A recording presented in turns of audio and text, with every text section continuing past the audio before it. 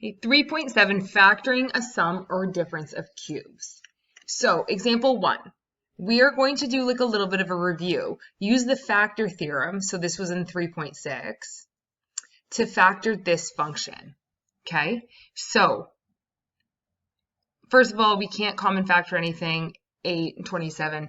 So I'm going to say, okay, if we have the number 8, possible factors of 8 are going to be plus minus 1, 2, 4, and 8.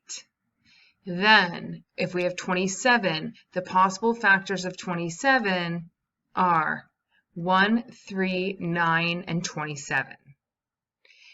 Therefore, the possible factors overall have to be, okay, so 1 over 1, 1 over 2, 1 over 4, and 1 over 8. Now 3 over 1, 3 over 2, 3 over 4, and 3 over 8. 9 over 1, 9 over 2, 9 over 4, 9 over 8.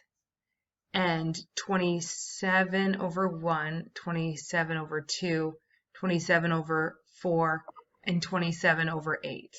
Okay, all of the possible factors. This is not beautiful at all.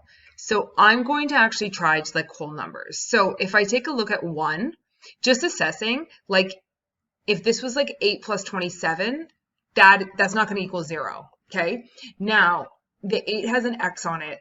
So even if I had negative 8 plus 27, again, not going to equal 0. I'm going to rule out 1 without even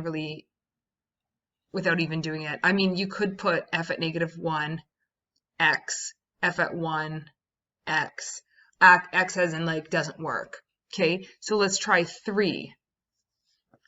Okay, so if we know that because we have to add 27 and that's a constant, whatever this term yields, like the number that it punches out, like the output, it's going to have to be negative. So the positive 3 is not going to work. So let's try negative 3. 8, negative 3 cubed plus 27.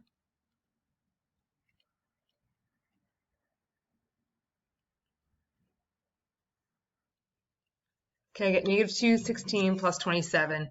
This is a really big negative number. That doesn't work.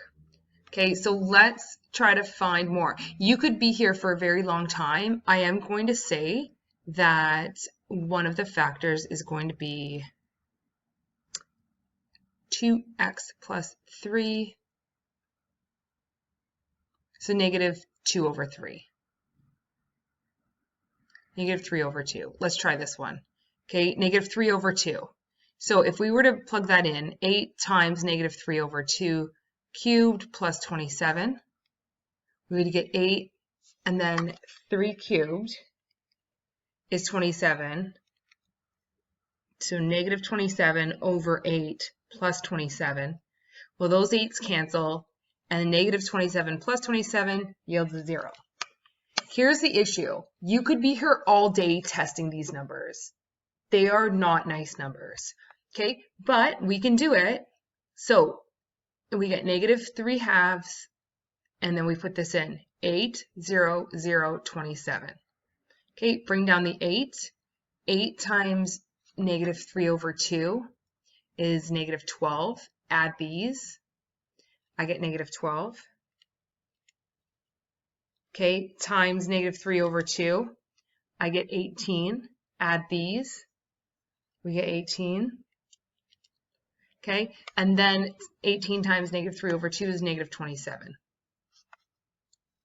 Beautiful. Okay, now we have 8x squared minus 12x plus 18 equals 0.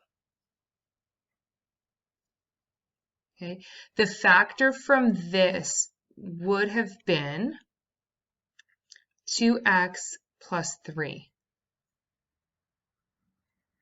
So what we're going to do is we're going to divide each of these terms by 2. And we're left with 4x squared minus 6x plus 9 equals 0. Now we take this and we say like, okay, this is a quadratic, it's a trinomial, we're looking at decomposition. So we're saying, okay, what number multiplies to 36 and adds to -6? Okay, so when I'm finding the factors of 36, I go 136, 218, 312, 4, 9, 6, and 6. 6 and 6 don't add to 6. The difference between 9 and 4 is 5. 12 and 3 is 9. And then the differences between these numbers are actually just getting bigger and bigger. We don't have a difference that's 6. So this is not factorable. You could also double check the discriminant as like a b squared minus 4ac. Remember, like that's the part under the root sign in the quadratic formula. And we would get -6 squared minus 4ac, which gives us 36 minus 144. I don't even have to finish this. I know it's a negative root, no solutions. And therefore, my factors are 2x plus 3 and 4x squared minus 6x plus 9. And that's all we can do with that. So the purpose of me going through this is because this is so ugly, and we can, because this has a specific format of like the question, we can actually use like a pattern in order to factor this.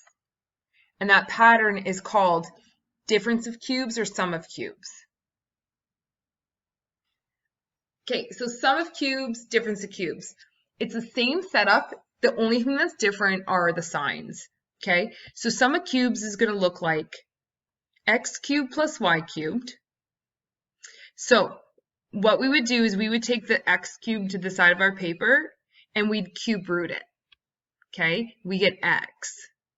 We would take the y cubed to the side of our paper and we'd cube root it and we'd get y. So how we plug these into the two factors are, the first factor is in brackets and it's just x plus y. So whatever this number is plus whatever this number is. And then what you do in the second bracket is you would take the x term, like the first term, and you'd square it, minus these two terms multiplied by one another, and then plus y squared. And that's it. Every single time, this doesn't fail. Now, the difference between sum of cubes and difference of cubes is just the signs. So sum of cubes is obviously a plus sign, and the difference of cubes is obviously negative. So we use the acronym SOAP, same, opposite, always positive. So if we're doing sum of cubes, the first sign is the same. The second sign is opposite of like the original question. And that third sign is always positive. Okay, and now differences cubes. Because this is a negative sign, this is the same, this is the opposite, and this one's always positive. So that's just like a quick way that you can memorize these. Okay, so instead of using factor theorem with the example above, if we had y equals 8x cubed plus 27, we can take a look at this and we can say to ourselves, okay, 8x cubed, we can cube root that. Okay, what will that equal? 2x. And now 27, we can cube root that. Cube root of 27 is just 3. Okay, so if we do x plus y, we would do 2x plus 3. Now, we are going to do 2x squared minus x times y, so x is 2x, y is 3, and then we're going to do 3 squared.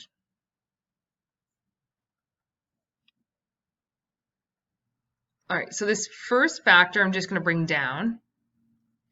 Now, what is 2x all squared? Well, it's 4x squared. Then 2x times 3 is 6x. And then 3 squared is 9. And then I'm going to just check my signs, okay? The original question was 8x cubed plus. This is a sum. So we have same, opposite, always positive. Okay, so a much quicker way, if we take a look here, much quicker way of completing this than using the factor theorem.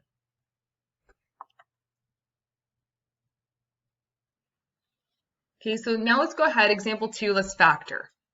So we have x cubed minus 27. So it's, can I cube root x cubed? Yes, we get x. Can I cube root 27? Yes, we get 3. So this is a difference of cubes. We are going to take a look at this equation here, this setup. So this is equivalent to x minus 3.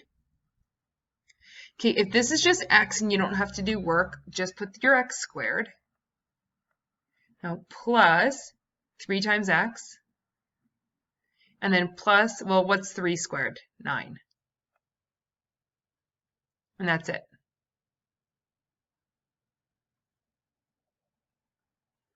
Okay, for b, let's see if we can cube root x cubed, and let's see if we can cube root 1000. What do we get? So the cube root of x cubed is just x, and the cube root of 1000 is just 10. Now, this is sum of cubes, so we're going to use this formula here. So this is equal to x plus 10, right? The x plus the y.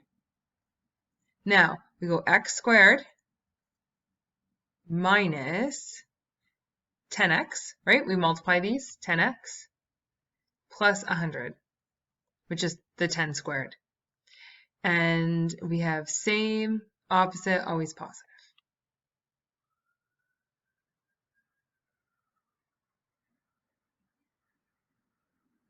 Okay, last one. Can we cube root 27x cubed? Yes, it is 3x. Can we cube root 125? Yes, it is 5. So this is sum of cubes. So we have our first term plus our second term. Then we have our first term squared minus our first term times our second term plus our second term squared.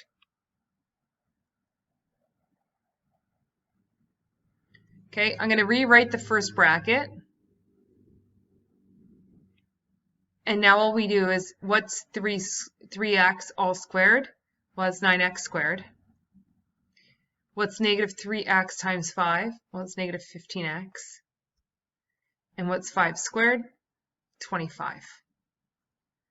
Positive, sorry, same, opposite, always positive. Okay, so factor. Now, I take a look at this and I'm like, okay, 7x to the 4 minus 448x. We can't cube root this, but we always want to start with common factoring. So 7x, if we factor out a 7x, we are left with x cubed minus 64. Now when I look at x cubed minus 64, I now think to myself, and I'll go to the side of my paper, can I cube root x cubed? Well, yeah, I get x. Can I cube root 64? Well, yeah, I get 4. Okay, so bring down the 7x as the common factor, and then we're going to go ahead and factor using, this is difference because it's negative, difference of cubes, which is right here. So we want to do x minus y. So x minus 4. Now we want to do x squared, which is actually x squared because in this case our x is x. xy, so 4x. And I have to say this sign and this sign are going to be opposite. So since we have a negative, we now have a positive. Then y squared, so plus 16, right? Because 4 squared is just 16. And that's it. That's fully factored. Okay, now for b, we have x to the 9 minus 512. Okay, so I have no idea what this looks like. I know it's not difference of squares because this is definitely odd, right? So let's talk about x to the 9. Can we cube root it? So if we remember back to grade 11 when we did radicals, if we had x to the 9, but it's cube rooted, instead of writing this as a radical, we can write it as an exponent 1/3. So what's x to the 9 to the 1/3? Well, we would have to use, for this 9 and this 1/3, it's power of a power, we would have to use multiplication. So 9 times 1/3 is just 3. So x to the 9, we can cube root it. And then 512, hopefully we can cube root that, and we get 8. Okay, so this one's going to be a little bit different. I'm going to do it below here. Okay, this is difference of cubes, so same idea. X minus y. So we have x cubed minus y, right? X minus y, x cubed minus 8. Now we have x squared. So our x is x cubed, and we're going to square that. Then we have x times y, so we have 8x cubed. And then we have y squared, so 8 squared.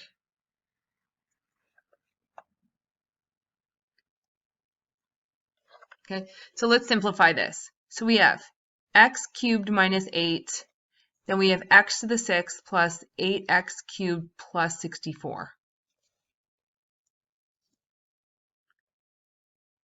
Okay, check this out. What do we have here again? Well, can we cube root x cubed? Yes. Can we cube root 8? Yes. So again, we have difference of cubes, so we have to break this down. So this one here, we're just going to bring down and rewrite. For the difference of cubes here, we're going to go x minus 2. Then we have x squared plus 2x plus 4, right, because the 2 squared. And then we bring this down. And at this point, we are now fully factored.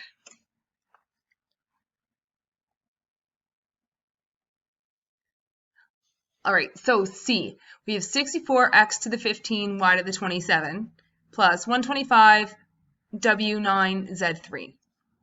So first of all, 64 and 125, those look familiar, okay? 64 is 4 times 4 times 4, 125 is 5 times 5 times 5. Now, every single exponent on the variables here can actually be multiplied by 1/3, and you would get a whole number. So let's say, what is the cube root of 64, x to the 15, y to the 27? Well, cube root of 64 is 4. And then if you have to write this out, x to the 15 to the 1/3, y to the 27 also to the 1/3. So we'd get 4x to the 5, y to the 9.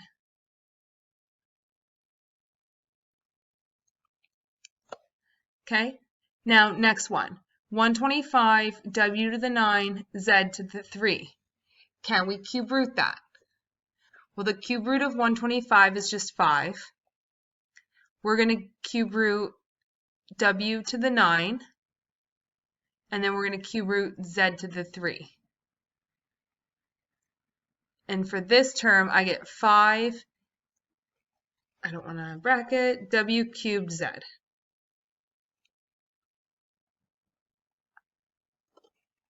Okay. This one's the sum of cubes, so we're going to go ahead and we're going to set this up for the sum of cubes. All right, so I'm going to go x plus y. So I have, and I don't know if this is going to be too big, 4x to the 5, y to the 9, plus 5w cubed z. Now, in the next bracket, I'm going to have x squared. So I'm going to have this 4x to the 5, y to the 9, and I'm going to have to square that. Then I'm going to multiply 4x to the 5, y to the 9 times 5w cubed z. And then I'm going to always positive this last term, 5w cubed z squared.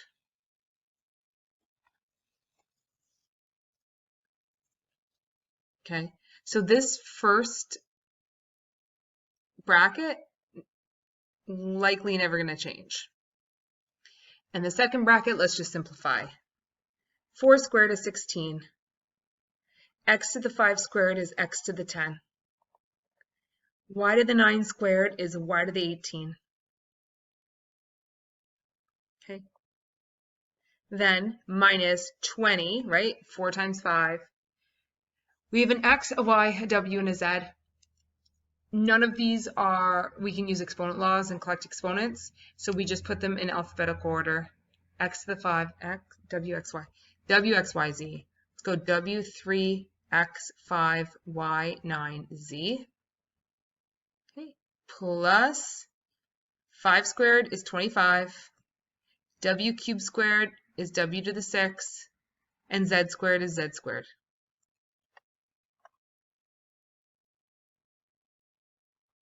Okay, so now we have D. We have 8x cubed, so can we cube root 8x cubed? Yes, it's 2x. And then we have y to the 6, z to the 12. Can we cube root that? Yes.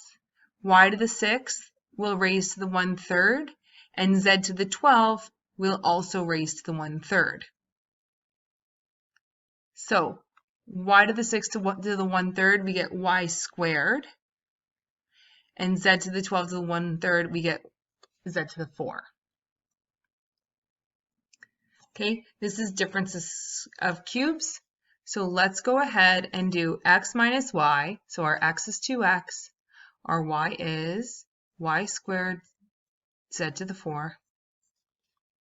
Now let's do x squared. So 2x all squared plus x times y, so we'll have the 2x, and then we'll have the y squared z to the 4, and then plus y squared.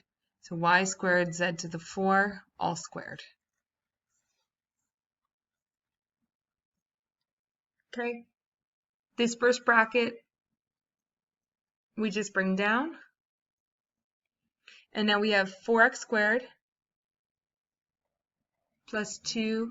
We have x, y squared, z to the 4.